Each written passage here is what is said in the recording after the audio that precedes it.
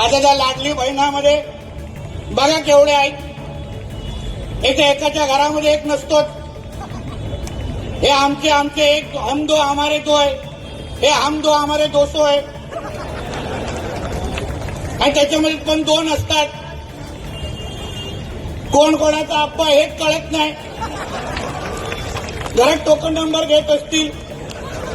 अरे वो 12 वो किसका है, वो 30 वाला उधर खड़ा है, वो किसका है रे बाबा, लेके जाओ इसको, असं बोलत असतील. एका बाजूला मोदींना शिवाय घालणार, मोदी साहेबांच्या विरोधात बोलणार.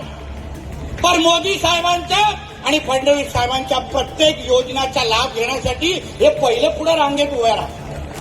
सांगा, तुम्हाला अगर मोदी साहेब आवडत नाही, तुम्हाला अगर फडणवीस साहेब आवडत नाही, मग ते बुरखा घालून तुम्ही पुढे का उभं राहता हे पहिलं मला सांगा. आणि अर्धे तो बुरखेवाले खरंच आमच्या काय भगिनी असतात ह्याच्यावर पण प्रश्नचिन्ह आहे. माझ्या मतदारसंघामध्ये तर एकाला बुरखा घालून 14 वेळा मतदान करताना आम्ही पकडलेलं, 14 वेळा. आणि मग ह्या लोकांना बोलल्यावर लगेच मिरच्या लागतात.